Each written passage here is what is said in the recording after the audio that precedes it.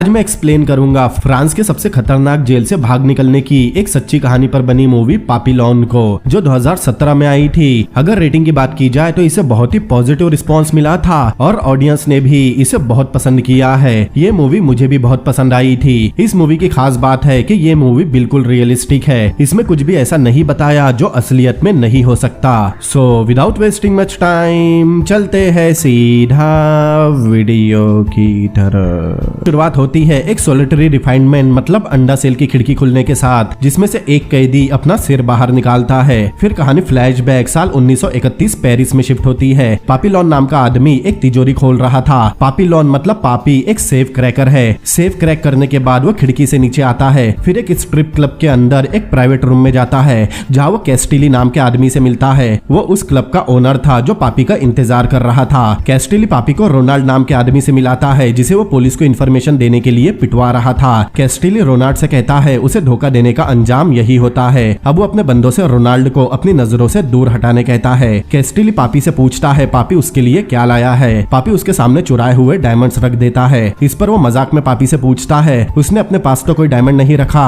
पापी कहता है उसने अपने लिए बड़े वाले बचा लिए है। ये सुनकर कैस्टिल हंसकर कहता है कि पापी के पास काफी गुदा है जो वो उससे मजाक कर रहा है। अब अगले सीन में पापी कैस्टिल और बाकी लोगों के साथ अय्याशी कर रहा था। वो क्लब एक एक्सोटिक स्ट्रिप क्लब था, जहाँ कई लेडी स्ट्रिपर का काम करती थी। एक स्ट्रिपर कैस्टिल और बाकी लोगों के टेबल पर आकर अपने जलवे बिखेर रही थी। पापी उसे दूर खड़ा देख रहा था। थोड़ी देर बाद वो स्ट्रिपर लड़की क्लब से बाहर आती है, जहाँ सिगरेट को स्टाइल में मुंह में लगाने की कोशिश करता हुआ पापी उसका पहले से इंतजार कर रहा था। उस लड़की का नाम नेनेट है। वो पापी की गर्लफ्रेंड थी। पापी नेनेट को खुश करने के लिए उसे एक नेकलेस देता है, साथ ही उसे कुछ छिपाए हुए डायमंड भी दिखाता है। अब नेनेट क्लब में वापस जाने लगती है, लेकिन पापी उसे रोकता है। नेनेट कहती है कैस्टिली नहीं चाहता कि वो जल्दी जाए, लेकिन पापी उसे छोड़ने के मूड में नहीं था। पापी उसे किस करता है और उसे एंजॉय करने अपने साथ चलने कहता है, लेकिन पापी के बॉस का एक आदमी नेनेट के हाथ में वो नेकलेस देख लेता है और साथ ही वो पापी और नेनेट को भी साथ देखता है। लेकिन इस बात से बेखबर नेनेट और पापी एंजॉय करने जाते हैं। दोनों पेरिस की सड़कों पर घूमकर एंजॉय कर रहे थे। अब सुबह दोनों बेड पर एक साथ थे। दोनों एक दूसरे से प्यार करते हैं। नेनेट पापी से कहती है उसे एक घर चाहिए। वो उसके साथ उस गाँव में रहना चाहती है जहाँ पापी बड़ा हुआ है। नेनेट उसके साथ गांव में आज ही सेटल होना चाहती थी, लेकिन पापी उससे पूछता है वो गांव में कमाएगा क्या, क्योंकि वहाँ पर चुराने भी कुछ नहीं होगा। नेनेट कहती है पैसे कमाने के लिए वो कोई जॉब कर लेंगे, लेकिन पापी कहता है कि कल रात उसने इतने पैसे कमाए जितने गांव के ज्यादातर लोग एक साल में भी नहीं कमा पाते। वो नेनेट से 6 महीने का वक्त मांगता है। 6 महीने में वो क्लब के मालिक से भी ज्यादा पैसे कमा लेगा, लेकिन इस बात से नेनेट नाराज हो जाती है। वो पापी से कहती है उसे 6 महीने इंतजार नहीं करना। तभी अचानक एक लेडी रेंट के लिए दरवाजा नॉक करती है।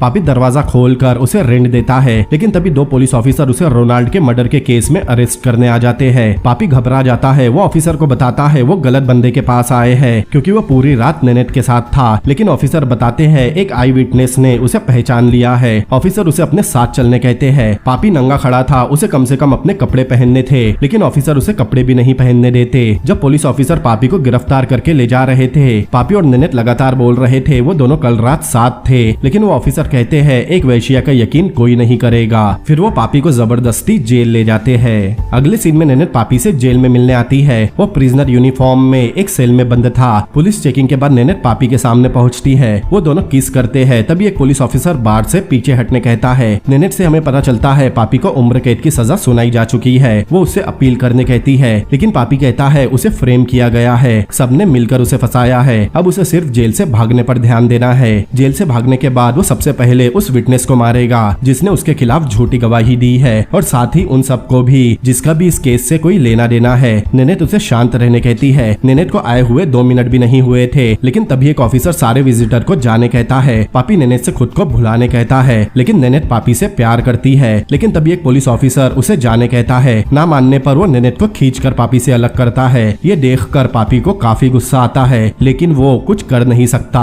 तब पापी की बगल वाली सेल में खड़ा प्रिजनर उससे बात करने लगता है। उसका नाम जूलियट था। वो एक छोटा मोटा चोर है। उसे पापी के बारे में सब कुछ पता था कि कैसे उसे मर्डर के इल्जाम में फंसाया गया है। यहाँ हमें पता चलता है छोटे मोटे क्राइम के लिए भी लोगों को लाइफ सेंटेंस की सजा सुना दी जाती थी। जूलियट कहता है जेल से भागने के लिए उसके पास पैसे होने चाहिए। अब सारे कैदियों को एक रूम में हेल्थ चेकअप करने लाया गया था, जहाँ जूलियट पापी को लुइस डेगा के बारे में बताता है, जिसे वहाँ चेकअप कर रहे डॉक्टर से स्पेशल अटेंशन मिल रही थी। जूलियट बताता है डेगा एक मिलियनेयर है उसे जाली डिफेंस बॉन्ड बनाने के लिए पकड़ा गया है, लेकिन डेगा यहाँ ज्यादा दिन सरवाइव नहीं कर पाएगा क्योंकि जेल में हर कैदी उसे मारना चाहता है क्योंकि उसने अपने पास पैसा छुपाया हुआ है। अब हेल्थ चेकअप के बाद सभी कैदियों को एक खुली जगह इकट्ठा करके एक ऑफिसर बताता है इस पल से वो फ्रेंच पीनल एडमिनिस्ट्रेशन की प्रॉपर्टी है, इसीलिए पूरी सजा काटने के बाद भी उन कैदियों को साउथ अमेरिका में अपनी सजा के बराबर के समय तक काम करना पड़ेगा। साथ ही वो कहता है फ्रांस ने उनसे छुटकारा पा लिया है और वो सब भी फ्रांस को भूल जाए। अब उन कैदियों को एक गलियारे से शिप पोर्ट की तरफ ले जाया जा रहा था, जहाँ डेगा को उसका लॉयर और पत्नी मिलती है। उसका लॉयर कहता है वो कुछ हफ्तों में उसके लिए अपील करने वाला है। उसकी पत्नी उसे स्ट्रॉन्ग रहने कहती है। साथ ही कैमरामैन डेगा की फोटोज खींच रहे थे। अब उन सब कैदियों को एक शिप में भरा जा रहा था, जहाँ पापी जूलियट से कोने वाली जगह घेरने कहता है। डेगा की तरफ देखते हुए जूलियट पापी को बताता है डेगा ने पहले ही दोस्त बना लिए हैं, लेकिन तब भी पापी उसे कोने वाली जगह का ध्यान रखने कहता है। अब पापी डेगा के पास जाकर कहता है उसने उसके लिए अपने बराबर में जगह बचा रखी है, वो उसे वहाँ सेफ रखेगा क्योंकि बहुत से लोगों की नजर उस पर ही है। पापी कहता है वो उसे सेफ रखेगा, बदले में उसे जेल से भागने के लिए पैसों की जरूरत है। इस समय तो डेगा पापी पर भरोसा नहीं करता और अपनी सिक्योरिटी के लिए गार्ड्स के पास वाली जगह ही सोना प्रीफर करता है। पापी दोबारा जूलियट के पास पहुंचता है। जूलियट उसे साथ में भागने कहता है, लेकिन पापी उसे ये कहकर मना कर देता है कि भागने के दौरान उसे किसी और की गलती की वजह से पकड़े नहीं जाना। मतलब पापी जूलियट पर बिल्कुल भरोसा नहीं करता। अब सोने का वक्त हो चुका था। पापी ने सोने के लिए एक ऐसी जगह चुनी थी जहाँ से वो डेगा पर नजर रख सके। अब रात को सब सो ही रहे थे कि एक मोटा कैदी आकर डेगा के पास सो रहे कैदी को उसके कुछ पैसों की वजह से उसका पेट काट कर मार देता है। फिर उसके पैसे लेकर और थोड़े पैसे वही छोड़कर बिना किसी डर के वहाँ से चला जाता है।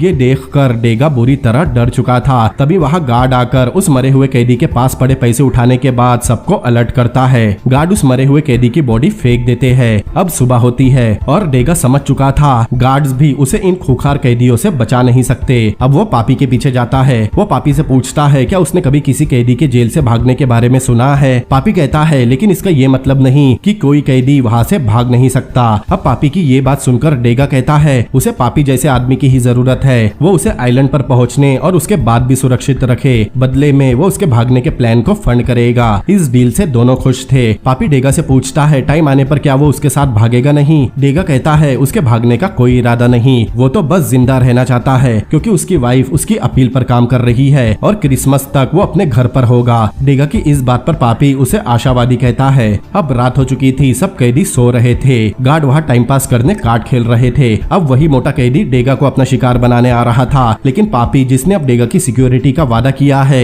देखते ही उस मोटे आदमी को पीटने लगता है। इस दंगल की आवाज से सारे कैदी जाग चुके थे। इस बीच उस मोटे आदमी का चाकू गिर जाता है। वो चाकू उठाने की कोशिश कर रहा था, लेकिन डेगा वो चाकू उठा लेता है। लेकिन शोर ज्यादा बढ़ता देख गार्ड्स लड़ाई रोकने वहाँ गर्म भाप छोड़ते हैं, जिससे कैदियों को तकलीफ होती है और सब नीचे बैठ जाते हैं। अब गार्ड सभी कैदियों को उनकी शर्ट उतारने कहते हैं। तभी पापी डेगा के पास से वो चाकू लेता है और उस पर खड़ा हो जाता है। गार्ड सभी कैदियों को चेक करते हैं। उन्हें पापी के हाथ पर चोट दिखाई देती है। अब सजा के तौर पर गार्ड पापी को रात भर एक टेबल पर उल्टा बांध कर रखते हैं। सुबह होने पर एक गार्ड पापी के सामने पानी का कटोरा रखता है और पापी उस कटोरे से किसी कुत्ते की तरह पानी पीने को मजबूर था।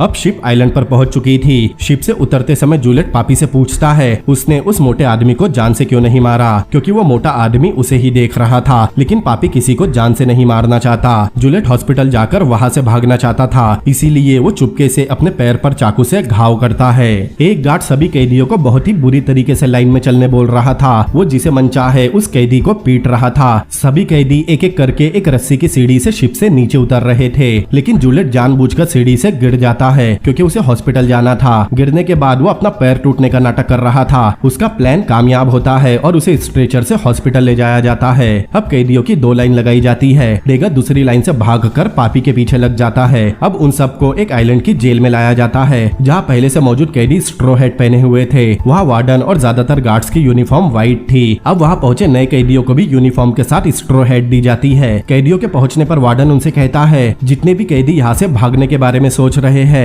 वो कोशिश करने के लिए बिल्कुल फ्री है, क्योंकि उन्हें शूट करने गार्ड्स को बहुत खुशी होगी। और अगर वो इस रहम से बच जाते हैं तो वहाँ 2 गार्ड हमेशा ऑन ड्यूटी है। पहला गार्ड है वहाँ का जंगल, जहाँ उन्हें भूखमरी से बेहतर कुछ नहीं मिलेगा। दूसरा गार्ड है वहाँ का समुद्र, जहाँ की शार्क हमेशा भूखी रहती है। अगर कोई कैदी भागने की पहली कोशिश में जिंदा पकड़ा जाए तो उसे 2 साल के लिए अंडा सेल यानी आइसोलेशन सेल में रखा रखा जाएगा और दूसरी बार भागने के अटेम्प्ट में पकड़े जाने पर उस कैदी को 5 साल तक अंडा सेल में रखा जाएगा। फिर उसे डेविल्स आइलैंड पर उम्र कैद होगी। अगर कोई कैदी किसी का मर्डर करता है तो उसे पीछे रखे कटर से एग्जीक्यूट कर दिया जाएगा। इन रूल्स को छोड़ दिया जाए तो ये जेल एक टिपिकल जेल जैसी ही थी, जहाँ कैदी एक दूसरे से लड़ते थे। लेकिन इस जेल में कैदियों का अलग अलग सेल ना होकर बहुत से कैदियों को एक ही सेल में सुलाया जाता था। सेल में पहुंचकर पापी डेगा से एक कोने में खड़े रहने कहता है और वो जाकर एक कैदी से मिलता है जो बाकी कैदियों को उनका काम बता रहा था। वो उससे पूछता है जेल में कैदियों को काम कौन देता है, लेकिन डेगा वहाँ आकर पापी को बीच में ही टोकता है और उस कैदी को मक्खन लगाने लगता है। डेगा भी उससे काम असाइन करने वाले आदमी के बारे में पूछ रहा था। वो आदमी उन्हें मनचाहा काम दिलवाने के बदले 1000 मांगता है, लेकिन ये बहुत ज्यादा पैसे थे। लेकिन उसे जाता देख डेगा उसे 1000 देने तैयार हो जाता है। पापी उन दोनों के लिए हॉस्पिटल में अटेंडेंस का काम मांगता है, साथ ही सिगरेट और डेगा नोटबुक मांगता है क्योंकि वो एक आर्टिस्ट है। उस आदमी को भी पैसे अभी तुरंत चाहिए थे। यहाँ पता चलता है डेगा ने सारे पैसे अपने बट होल में छुपा रखे हैं और उसे पैसे निकालने टॉयलेट जाने की जरूरत थी। डेगा टॉयलेट के लिए बाहर जाने लगता है, लेकिन पापी उसे बताता है कि टॉयलेट वही एक कोने में है। अब डेगा प्रेशर लगाने उस टॉयलेट पर बैठता है। उसे ये सब करते हुए खिड़की से एक कैदी देख रहा था जिसे पापी मारकर भगा देता है। अब डेगा पैसे निकाल कर उस आदमी को देता है। इस जेल में कैदियों को पैरों में बेड़ी बांधकर सुलाया जाता था। रात में डेगा किसी बच्चे की तरह पापी पर हाथ रखकर सो रहा था। पापी उसका हाथ हटाता है, तब डेगा जागता है। उसके हाथ पर घाव था। वो कहता है उसे किसी ने काटा है। पापी उसे इशारा करके ऊपर बैठे चमगादड़ दिखाता है। तभी अचानक गन शॉट की आवाज सुनाई देती है। जेल का सायरन बजता है। आवाज सुनकर सारे कैदी जाग गए थे। पापी खिड़की से देखकर समझ जाता है भागने वाला कैदी जूलियट था। उसने जेल से भागने में जरा भी टाइम वेस्ट नहीं किया। पापी डेगा से कहता है उसने देखा इस जेल से भागा जा सकता है। सुबह सारे कैदियों को 2-2 के ग्रुप में काम दिया जा रहा था। ज्यादातर कैदियों को रूट 0 पर काम दिया जाता है, लेकिन जब पापी और डेगा गार्ड्स के सामने पहुंचते हैं, डेगा उससे कहता है उन दोनों को हमेशा साथ में रहना है। काम देने वाला ऑफिसर उनकी शक्ल देखकर उन्हें हॉस्पिटल में काम करने भेजता है। डेगा उसे कुछ दिन रेस्ट करने पूछता है, लेकिन पापी बीच में रोककर उसे चुपचाप चलने कहता है। दोनों पीछे की तरफ जा ही रहे थे, लेकिन वहाँ का डिप्टी वार्डन डेगा को पहचान लेता है क्योंकि उस डिप्टी वार्डन का साला डेगा के जाली बॉन्ड्स बेचने के जुर्म में पकड़ा गया था। अब और किसी की बात होती तो शायद डिप्टी वार्डन उसे छोड़ देता, लेकिन बात उसके साले की थी, इसीलिए वो डेगा को रूट 0 पर भिजवा देता है और साथ में पापी को भी। डेगा पापी से पूछता है ये रूट 0 क्या है। अगले सीन में पता चलता है रूट 0 पत्थरों को इकट्ठा करके ले जाने का एक रेल रूट था, जहाँ पापी तो फुर्ती से काम कर रहा था, लेकिन डेगा को कमजोर होने की वजह से परेशानी हो रही थी। खाली वक्त में डेगा नोटबुक पर कुछ ड्रॉ कर रहा था और पापी स्टाइल से अपनी सिगरेट पी रहा था। पापी देखता है डेगा अपनी वाइफ का स्केच बना रहा है। पापी कहता है वो यहाँ है और उसकी वाइफ उसके पैसों के साथ पेरिस में। पापी डेगा से पूछता है वो यहाँ से निकलने के लिए कितनी कीमत चुका सकता है। डेगा कहता है उसके पास जो कुछ भी है सब कुछ। पापी कहता है लेकिन उसकी बीवी उसे यहाँ से निकालने के लिए कितनी कीमत चुका सकती है। इस बात का डेगा के पास कोई जवाब नहीं था। अगले दिन भी डेगा को कार्ड पुश करने में परेशानी हो रही थी। उस कार्ड को धक्का लगा रहा एक सेलर नाम का कैदी डेगा को थोड़ी और ताकत लगाने कहता है। तभी डेगा पापी को बताता है उसे डायरिया है, जिस वजह से उसने पैसे खो दिए। ये सुनते ही पापी वो पूरी रेल रोककर पैसों का पैकेट ढूंढने लगता है। रेल रुकने पर वहाँ गार्ड आता है और उन्हें जल्दी चलने कहता है। तभी पापी को फाइनली वहाँ पैसों का पैकेट मिल जाता है। अब डेगा कार्ड ढकेलने की हालत में नहीं था, इसीलिए गार्ड के कहने पर वो उसे उस कार्ड पर ही लेटा कर ले जाते हैं। थोड़ी देर बाद कैदी लंच के लिए बैठे थे। तब पापी डेगा से कहता है उसे बस पैसे संभालने का एक काम करना था और वो इतना भी नहीं कर पाया। डेगा कहता है उसका शरीर साथ नहीं दे रहा। डेगा पापी से पैसों के पैकेट के बारे में पूछता है। पापी कहता है पैसे अपने ठिकाने पर है। डेगा रूडली कहता है उसे एक चोर पर भरोसा नहीं करना चाहिए था, लेकिन पापी कहता है वो ऐसी चीज कैसे चुरा सकता है जो पहले से उसकी ही है। पापी कहता है उसके पैसे सेफ रखे हैं और इस बार उसे पैसे अच्छी तरह छुपा कर रखने होंगे। उस जेल में लंच के नाम पर एक सूखा ब्रेड दिया जाता था। डेगा अपने बिहेवियर के लिए पापी से माफी मांगता है। तभी वो नोटिस करता है उसके पास बैठा कैदी मर चुका है। उस कैदी की मौत से किसी को कोई फर्क नहीं पड़ता। खाना देने वाला बेहोश होने पर उसके ऊपर ही ब्रेड रखकर चला गया था। डेगा पापी को बताता है वो कैदी मर चुका है, लेकिन सेलर डेगा से उसका मुंह बंद रखने कहता है और उसका ब्रेड उठाकर पापी के साथ बांटता है। ये सब देखकर डेगा वहाँ से जाने लगता है। उस ब्रेड में से कुछ हिस्सा पापी डेगा को भी देता है। पापी सेलर की छाती पर बने निशान को देखकर समझ जाता है सेलर पहले नेवी में में काम करता था। पापी बताता है वो भी 18 महीने के लिए नेवी में था। सेलर इशारों में कहता है वो कभी साथ में सेलिंग करने जा सकते हैं। पापी उससे पूछता है क्या उसके पास बोट है। सेलर उससे पूछता है क्या उसके पास पैसे हैं। जब पैसों का इंतजाम हो जाए सेलर उसे बताने कहता है। बैकग्राउंड में डेगा अपनी शर्ट में से पसीना निचोड़ रहा था। तभी एक कैदी उसे पैसों के लिए धमकाने आता है। ये देखकर पापी उसे पीटने ही वाला था, लेकिन तभी एक गार्ड गोली चलाकर लंच टाइम खत्म होने का अनाउंसमेंट करता है। लंच टाइम के बाद सभी कैदी पत्थरों से भरी काट खींच रहे थे। तब उन्हें कीचड़ में वैश्याओं के साथ फंसा एक आदमी दिखाई देता है। वो उन वैश्याओं का दलाल था। वो आदमी गार्ड से मदद मांगता है। अब वो सारे कैदी इस आदमी के साथ उन वैश्याओं को भी काट पर लाद कर ले जा रहे थे। पापी सबसे आगे वाली काट पर था। मौका देखकर वो उस आदमी से पूछता है वो उसे दूसरे किनारे पर ले जाने के कितने पैसे लेगा। पहले पापी उसे 2000 ऑफर करता है, लेकिन वो आदमी गार्ड्स को पुकारने लगता है। घबरा कर पापी उसे 4000 ऑफर करता है। तब वो आदमी पापी को 3 दिन के अंदर रिवर की दूसरी साइड पर मिलने कहता है, जिसके वो 5000 मांगता है। अगले दिन पापी और डेगा बाकी कैदियों के साथ नहा रहे थे। तभी कुछ कैदी गार्ड्स के साथ डील करके वहाँ आते हैं। वो कैदी साबुन को एक कपड़े में रखकर उसे हथियार की तरह यूज करते हैं, लेकिन उन्हें आते हुए पापी ने पहले ही देख लिया था। अब उन कैदियों और पापी के बीच काफी देर हाथापाई होती है। लड़ाई के बीच डेगा एक कोने में छुप जाता है। कुछ देर बाद पापी उन सबको हरा देता है। लड़ाई खत्म होने के बाद डेगा पापी के पास आता है, लेकिन पापी गुस्से में उसे दूर हटने कहता है, क्योंकि वो लोग डेगा के पैसे लूटने ही आए थे। रात में सोते वक्त डेगा पापी से कहता है वो अपनी अपील से पहले मरना नहीं चाहता, इसीलिए अब वो पापी के साथ भागना चाहता है। लेकिन पापी उसे ये कहकर मना करता है कि उसका साथ में भागना डील का हिस्सा नहीं था। साथ ही डेगा को ना तो बोट चलानी आती है और ना ही उसने समुद्र में ज्यादा वक्त बिताया है। लेकिन डेगा को अब भागना था। वो पापी से एक दोस्त के नाते उसे लुइस बुलाने कहता है। अगले दिन सुबह सारे कैदियों को पहले दिन की तरह लाइन में लगाया जाता है। वहाँ सेलर पापी को ग्रीट करता है, लेकिन उसे डेगा कुछ खास पसंद नहीं था। फिर उन सभी कैदियों को घुटने पर बैठने कहा जाता है। फिर वार्डन आकर बताता है एक आदमी ने सिर्फ जंगल के रास्ते भागने के लिए 2 गार्ड्स पर चाकू से हमला किया, जिसमें से एक की आज सुबह मौत हो गई। अब उसके 2 बच्चों को बिना बाप के जीना पड़ेगा। यहाँ पता चलता है वो भागने वाला कैदी और कोई नहीं बल्कि जूलियट था। उसे गार्ड्स पकड़ कर ला रहे थे। जूलियट को देखकर पापी हैरान होकर खड़ा हो जाता है। तब एक गार्ड बंदूक मारकर उसे नीचे गिरा देता है। जूलियट वार्डन के कोट पर थूक देता है। फिर उसे रूल्स के मुताबिक एग्जीक्यूशन के लिए बांधा जाता है। सब अपना दिल थामे देख रहे थे। फिर उस मशीन की मदद से उसका सिर धड़ से अलग कर दिया जाता है और थोड़ी देर के लिए चारों तरफ सन्नाटा छा जाता है। वार्डन कहता है उन्हें यहाँ रखने में उन्हें कोई फायदा नहीं होता, लेकिन उन्हें मारने में उनका कोई नुकसान भी नहीं होता।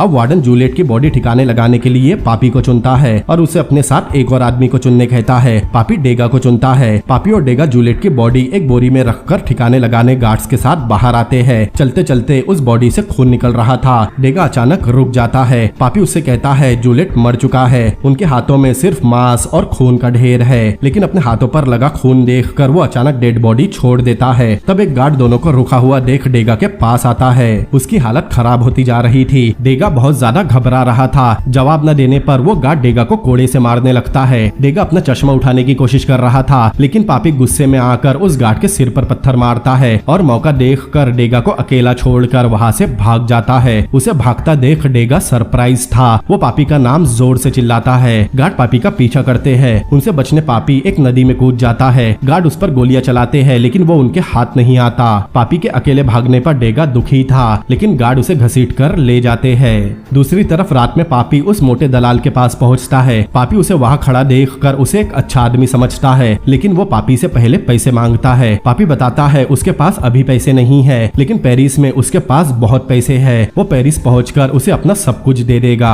एक पल के लिए तो वो आदमी मान जाता है, लेकिन अगले ही पल वहाँ बहुत सारे गार्ड्स पापी पर गन ताने खड़े थे। वो आदमी पापी से कहता है अगर उसने पैसे दे भी दिए होते तब भी वार्डन उसे दुगने पैसे देने तैयार है। पापी उस आदमी को मन ही मन गालियां देता है।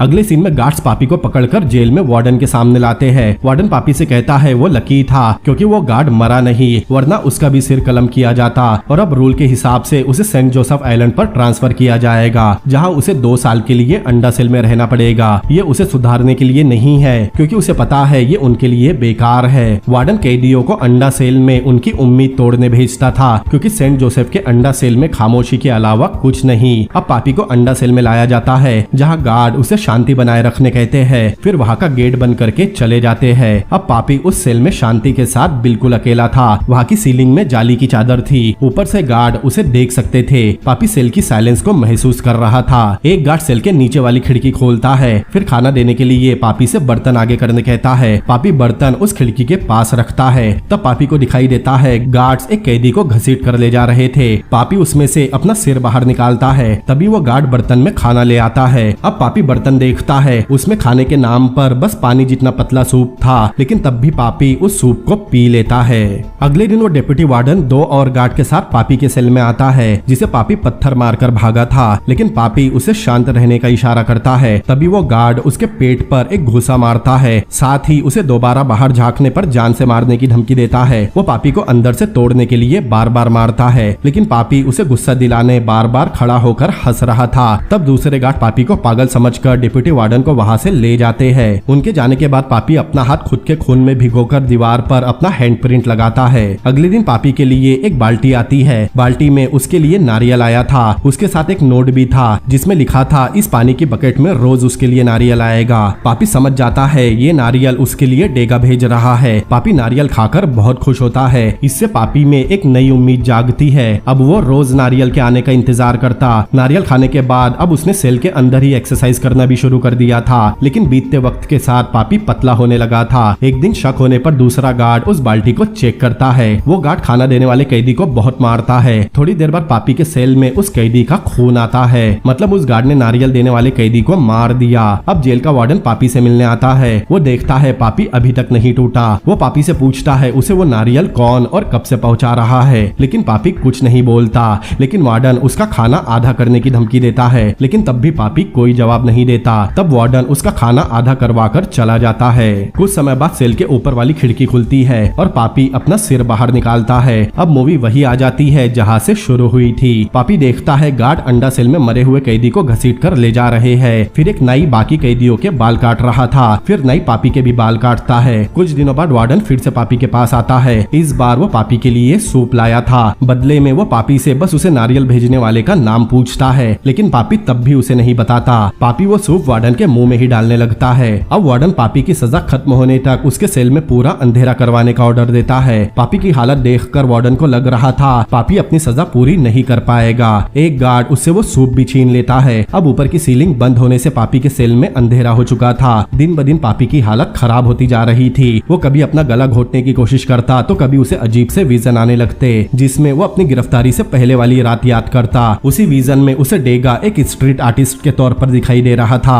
अब एक विजन में पापी को सेल का गेट एक सेफ की तरह दिखाई देता है, जिसका कोड क्रैक करने के बाद भी वो नहीं खुलता। अगले दिन कुछ गार्ड पापी के सेल में आते हैं। वो बताते हैं अंडा सेल में उसकी 2 साल की सजा पूरी हो चुकी है। वो उसे उठाकर बाहर ले जाते हैं। दूसरी तरफ पता चलता है डेगा वार्डन का बुक कीपर बन चुका है। वार्डन उससे काफी खुश भी रहता है। अब जेल में आए नए कैदियों को वार्डन जेल के रूल समझा रहा था। डेगा जल्दी से हॉस्पिटल में पापी के पास पहुंचता है। पापी वहाँ एक बेड पर लेटा हुआ था। डेगा कहता है वो उससे पहले ही मिलने आने वाला था, लेकिन उसे डर था पापी उससे मिलना नहीं चाहेगा। वो पापी को ये भी बताता है उसकी वाइफ उसकी अपील के लिए बहुत अच्छा काम कर रही है, क्योंकि डेगा की वाइफ ने उसके ही लॉयर से शादी कर ली। तब 2 साल बाद पहली बार पापी कुछ बोलता है। पापी बिल्कुल ठीक है ये देखकर डेगा काफी खुश होता है। वो पापी से कहता है अगर उसने वार्डन को उसका नाम बता दिया होता तो उसकी सजा काफी आसान हो जाती। पापी कहता है उसने इस बारे में सोचा भी था, लेकिन उसे याद आया डेगा कितना नाजुक है। डेगा पापी से कहता है ऐसी परिस्थिति में शायद वो सरवाइव नहीं कर पाता। उसे समझ नहीं आ रहा था आखिर पापी ने वहाँ सरवाइव कैसे किया। पापी कहता है बस वो साइलेंस का आदी हो गया था। पापी कहता है अगर वो जेल से कभी बाहर निकला तो अब वो एक अलग तरह की जिंदगी जिएगा।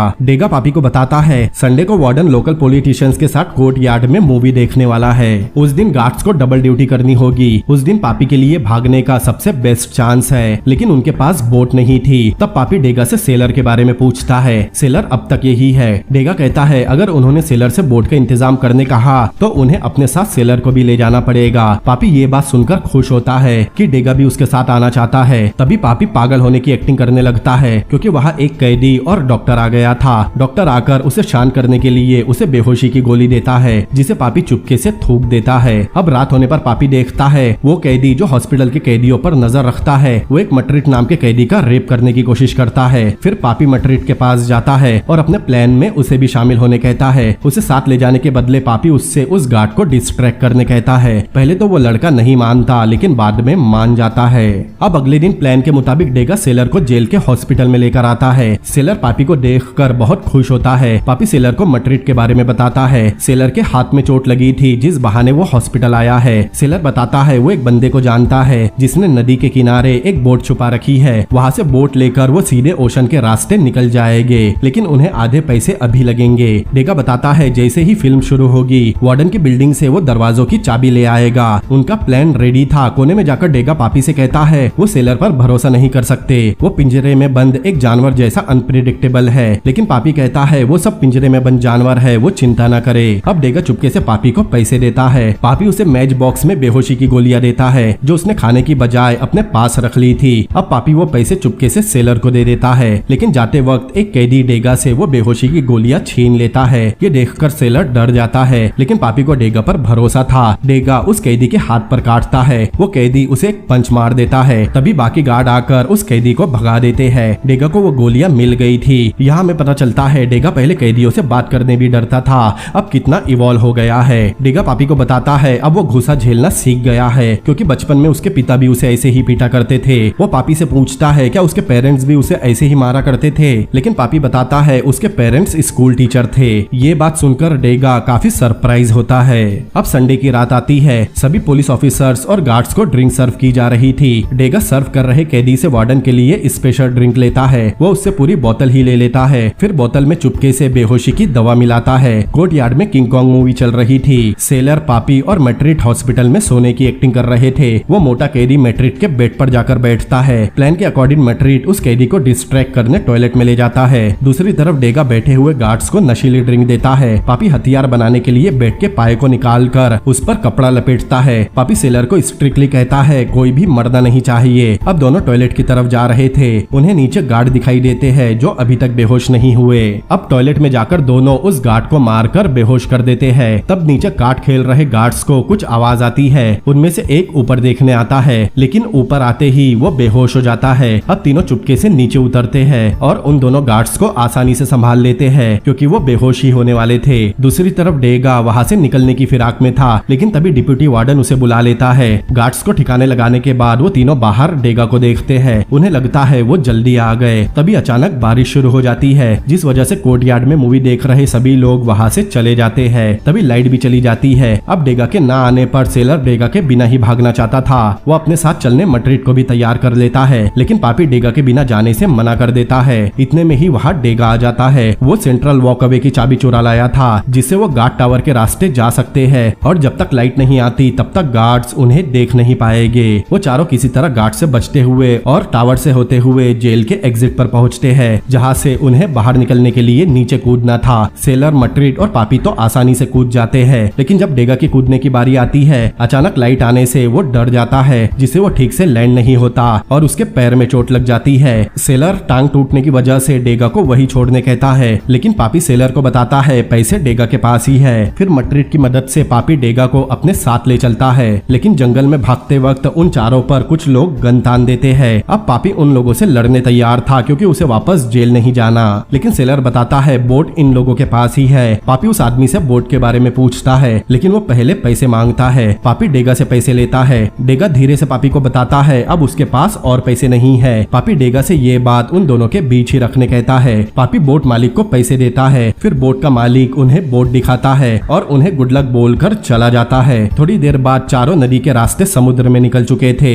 लेकिन जिस बोट से वो चारों जा रहे थे वो बोट कुछ खास नहीं थी। उसमें पानी भरना शुरू हो गया था। मैट्रिट और डेगा लगातार बोट से पानी निकाल रहे थे। बोट पर सेलर किसी बॉस की तरह बार बार डेगा पर चिल्ला रहा था। वो पापी को बताता है ये बोट उन चारों का वजन संभाल नहीं सकती, उन्हें वजन कम करना होगा। वो डेगा की तरफ इशारा करते हुए कहता है उसे वैसे भी मरना ही है, लेकिन पापी नहीं मानता, वो किसी को मारना नहीं चाहता। तभी बोट का टिलर टूट जाता है। पापी सेलर को टिलर ठीक करने कहता है। अगले सीन में चारों शांति से बैठे थे, लेकिन पापी देखता है सामने तूफान आ रहा था। तूफान को देखकर सेलर बोट को डुबाने से बचने के लिए जल्दी कुछ करने कहता है। पापी सेलर से कहता है वो तूफान के लिए बोट तैयार कर रहा है। सेलर को डेगा बोट में एक आंख नहीं बहा रहा था। वो दोबारा पापी से पूछता है क्या वो डेगा के लिए अपनी जिंदगी दांव पर लगाने तैयार है, लेकिन पापी फिर वही बात कहता है कि किसी को भी मारने की कोई जरूरत नहीं। लेकिन सेलर डेगा को मारने चाकू निकाल लेता है। वो डेगा से पूछता है उसके पास पैसे कितने बचे हैं। तब पापी उसे बताता है डेगा के पास पैसे नहीं बचे। इस बात पर सेलर को और ज्यादा गुस्सा आ जाता है। वो मैट्रिट से कहता है वो दोनों उनसे झूठ बोल रहे थे और क्या वो डेगा के लिए मरना चाहेगा। मैट्रिट घबरा जाता है और ना में सिर हिलाता है। वो डेगा को मारने पापी से साइड में हटने कहता है, लेकिन पापी नहीं हटता। सेलर पापी पर हमला करने ही वाला था, तभी मट्रिड सेलर का चाकू छीनने की कोशिश करता है, लेकिन सेलर उसे बोट से नीचे फेंक देता है। फिर सेलर पापी से लड़ने लगता है। सेलर पापी से ज्यादा तगड़ा था, वो पापी पर भारी पड़ रहा था। सेलर पापी को नीचे गिराकर उसका गला पकड़ लेता है, लेकिन तभी डेगा पीछे से सेलर पर हमला करता है और उसके पीठ में कई बार चाकू से वार करता है और आखिर में उसके गले पर चाकू मार कर उसे जान से मार देता है। सेलर के मरने पर भी डेगा उसे बार बार चाकू मार रहा था। पापी उसे रोकता है, तब डेगा को होश आता है। सेलर को मारने के बाद डेगा बुरी तरह घबरा गया था। थोड़ी देर बाद मट्रिड फिर से बोट पर आ गया था। दोनों सेलर की बॉडी समुद्र में फेंक देते हैं। अब बोट का कुछ वजन कम हुआ था। कुछ समय बाद तूफान आ चुका था। डेगा और मट्रिड लगातार बोट से पानी निकाल रहे थे, लेकिन इसका कोई फायदा नहीं होता क्योंकि तूफान बहुत तेज था। फिर ये सीन यही कट होता है।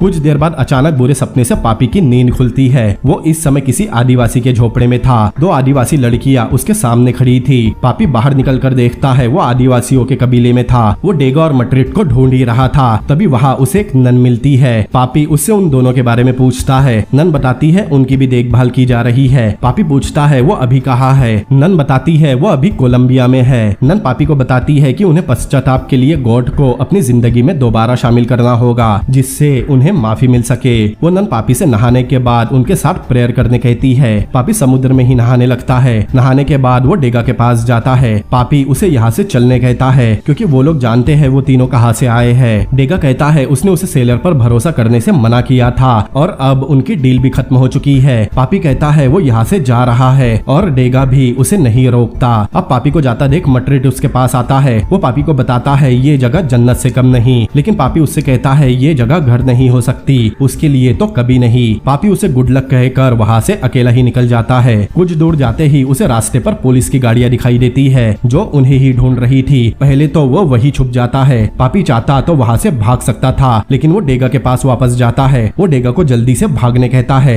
दोनों के बाहर आते ही मट्रिड उनकी तरफ भागता हुआ आ रहा था, लेकिन तभी पुलिस वाले मट्रिड को गोली मार देते हैं, जिससे वो वही मर जाता है। फिर गार्ड डेगा और पापी को दबोच लेते हैं। यहाँ पता चलता है पुलिस को उन तीनों की खबर उस नन ने ही दी थी। डेगा पापी की तरफ देखकर कहता है वो उसके लिए वापस क्यों आया। अब अगले सीन में पता चलता है पापी को रूल्स के हिसाब से 5 साल के लिए अंडा सेल में रखा गया है। उसके 5 साल पूरे हो चुके थे। वो बूढ़ा दिख रहा था। अंडा सेल में 5 साल की सजा पूरी होने पर वार्डन खुद उसे बाहर निकलता देखने आया था, क्योंकि बहुत कम कैदी अंडा सेल में 5 साल की सजा सर्वाइव कर पाते हैं। वो पापी से पूछता है वो किसके लिए जी रहा है, क्योंकि जहाँ वो जा रहा है वहाँ उसे कुछ नहीं मिलेगा, क्योंकि रूल्स के मुताबिक अब पापी को अपनी आगे की सजा डेविल्स आइलैंड पर काटनी होगी। फिर पापी को बोट से डेविल आइलैंड की जेल लाया जाता है। वो देखता है कुछ पुलिस वाले किसी की लाश पानी में फेंक रहे हैं। अब पापी डेविल आइलैंड की जेल में पहुंचता है, जहां लगातार कैदियों के चीखने की आवाज आ रही थी। जेल में आने पर कई कैदी उसके पास आते हैं। ये अलग तरह की जेल थी। इस आइलैंड पर कैदी आजाद थे, क्योंकि यहाँ से कोई भाग नहीं सकता। वहाँ गार्ड्स भी ज्यादा नहीं थे। कैदियों को यहाँ लाकर छोड़ दिया जाता था, लेकिन तभी डेगा उसके सामने आता है। डेगा कहता है 2 स्कूल टीचर के बेटे ऐसी जगह क्या कर रहे हैं। मतलब डेगा के पेरेंट्स भी स्कूल टीचर थे। पापी डेगा को वहाँ देखकर बहुत हैरान था। थोड़ी देर बाद वहाँ 2 गार्ड खाना लेकर आते हैं और सभी कैदी खाने पर टूट पड़ते हैं। अब पापी डेगा के पीछे एक कमरे में जाता है, जहाँ की दीवारों पर डेगा ने कई ड्राइंग बनाई थी। डेगा पापी से कहता है वो इस आइलैंड पर 5 साल से है। वार्डन उसके जेल से भागने पर बहुत नाराज था, इसीलिए उसने उसे सीधे यही भेज दिया। डेगा पापी के खाने के लिए कुछ बना रहा था, लेकिन पापी उस जेल की खिड़की से बाहर देख रहा था। अब अगले दिन जेल का काम करने डेगा पापी को उठाता है। कुछ देर बाद डेगा कुएं से पानी भर रहा था, तभी पापी एक सेल की तरफ देखता है, जहाँ एक कैदी ने खुद को फांसी लगा ली थी। फिर पापी टेरेस पर जाता है। डेगा उसके पीछे आता है। पापी अभी भी जेल से भागने की उम्मीद पर ही जिंदा था। वो डेगा से समुद्र तक पहुँचने का रास्ता पूछता है। अगले सीन में वो दोनों समुद्र के पास एक क्लिफ पर खड़े थे। डेगा भी पापी के मन की बात समझ चुका था। डेगा कहता है अगर वो नीचे कूदने से बच भी गया, लेकिन वो समुद्र से बच नहीं पाएगा। अगले सीन में डेगा अपने जीवन भर के एडवेंचर के कुछ इवेंट दीवार पर आर्ट के रूप में बना रहा था, लेकिन पापी समुद्र को देखते हुए भागने के बारे में ही सोच रहा था। अगली सुबह पापी समुद्र की लहरों पर ध्यान देता है। फिर डेगा को नींद से जगाता है। वो कहता है उसने भागने का रास्ता ढूंढ लिया है। पहले तो डेगा को उसकी बात पर यकीन नहीं होता, लेकिन पापी कहता है उनका भागना लहरों पर निर्भर करता है। उन्हें बस एक राफ्ट बनानी है और टाइड और लहरें उन्हें सीधे मेनलैंड तक पहुंचा देगी। वो डेगा को किनारे पर ले जाता है। अपनी थ्योरी साबित करने पापी एक नारियल समुद्र में फेंकता है, जिसे लहरें वहां से उसे ले जा रही थी। डेगा को उसका आइडिया पसंद आता है। वो राफ्ट बनाने के लिए बोरियों में नारियल भरते हैं। इस बार सिगरेट उछालने पर सिगरेट सीधा उसके मुंह में पहुंचती है। डेगा निशानी के तौर पर एक कपड़े को बोतल में रखता है और बोतल को उस बोरी में रख देता है। उन्होंने कुछ खाने का सामान और पीने के लिए पानी भी ले लिया था। दोनों बोरियां लेकर उस क्लिफ पर आते हैं। पापी सभी बोरियों को साथ में बांधकर एक राफ्ट बना लेता है, लेकिन डेगा पापी से कहता है वो यही रुकना चाहता है। पापी के पूछने पर वो कहता है जिस वजह से पापी यहाँ से जाना चाहता है उसी वजह से डेगा को यही रुकना है, क्योंकि शायद वो यही से बिलोंग करता है। वैसे भी पेरिस में अब उसके लिए कुछ नहीं बचा, उसे अब यही अच्छा लगता है। पापी उसकी बात समझता है और उससे आखिरी बार गले मिलता है। पापी राफ्ट पानी में फेंकता है। उनकी बनाई राफ्ट पानी में तैर रही थी। डेगा से आखिरी बार हाथ मिलाने के बाद पापी सीधा समुद्र में कूद जाता है। पापी के पानी में जाते ही डेगा उसे देखने की कोशिश करता है, लेकिन उसे पापी दिखाई नहीं देता। पहले तो उसे लगता है पापी मर गया, लेकिन तभी उसे पापी की आवाज आती है। तब पापी खुशी में पहली बार डेगा की बजाय लुइस चिल्लाता है। वो दोनों जोर से चिल्लाकर अपनी खुशी जाहिर कर रहे थे। डेगा पापी के लिए बहुत खुश होता है, क्योंकि इस बार पापी जेल से भागने में पूरी तरह कामयाब हुआ था। फिर पापी खुद को समुद्र की लहरों के भरोसे छोड़ देता है। अगले सीन में हम एक प्लेन देखते हैं जिसमें पापी कहीं जा रहा था। अब पापी काफी बूढ़ा हो चुका है, क्योंकि अभी साल 1969 चल रहा था। पापी पेरिस में एक वकील के पास आया था। वकील कहता है वो उसे पेरिस में देखकर हैरान है, क्योंकि वो अब भी यहाँ वांटेड मैन है। उसे यकीन नहीं हो रहा था पापी सच बोल रहा है। पापी कहता है वो यहाँ ज्यादा समय नहीं रुकेगा, क्योंकि अब उसका घर वेनेजुला में है। फिर वो एक फाइल टेबल पर रखकर कहता है उसकी बायोग्राफी फ्रांस में छपनी जरूरी है। पापी की उस फाइल में हमें डेगा का रखा हुआ वो कपड़ा भी देखने मिलता है। दरअसल पापी की वाइफ ने उसे उसकी कहानी लिखने इंसिस्ट किया था, क्योंकि अब वो सब कुछ याद रखने उतना यंग नहीं रहा। वो फाइल देखकर वकील को यकीन होता है पापी सच बोल रहा है और सच में ये उसकी ही कहानी है। लेकिन पापी कहता है ये बहुत से आदमियों की कहानी है। और यहाँ ये मूवी भी एंड होती है। एंड क्रेडिट में हमें 1939 के टाइम की कुछ स्टॉक फुटेज दिखाई जाती है कि कैसे कैदियों को शिप में ठूसकर फ्रेंच गियाना जेल में लाया जाता था। हमें ये भी पता चलता है लगभग 80,000 कैदियों को फ्रेंच गियाना जेल भेजा गया था, जो कभी वापस फ्रांस नहीं आ पाए। पापी को असली इंसाफ 1970 में मिला था, जब फ्रांस के मिनिस्टर ऑफ जस्टिस ने उसे एक फ्री मैन घोषित किया। फिर हमें पापी की असली फोटो दिखाई जाती है और इसी के साथ ये मूवी भी पूरी तरह एंड होती है। तो दोस्तों कैसी लगी आपको ये मूवी मुझे कमेंट करके जरूर बताएं। अगर आपको ये वीडियो पसंद आया हो तो इस वीडियो को लाइक करें, अपने दोस्तों के साथ शेयर करें और ऐसी ही अमेजिंग मूवीज के एक्सप्लेनेशन देखने के लिए मेरे चैनल को सब्सक्राइब करें। तो मिलते हैं अगली बार किसी और अमेजिंग मूवी के एक्सप्लेनेशन के साथ।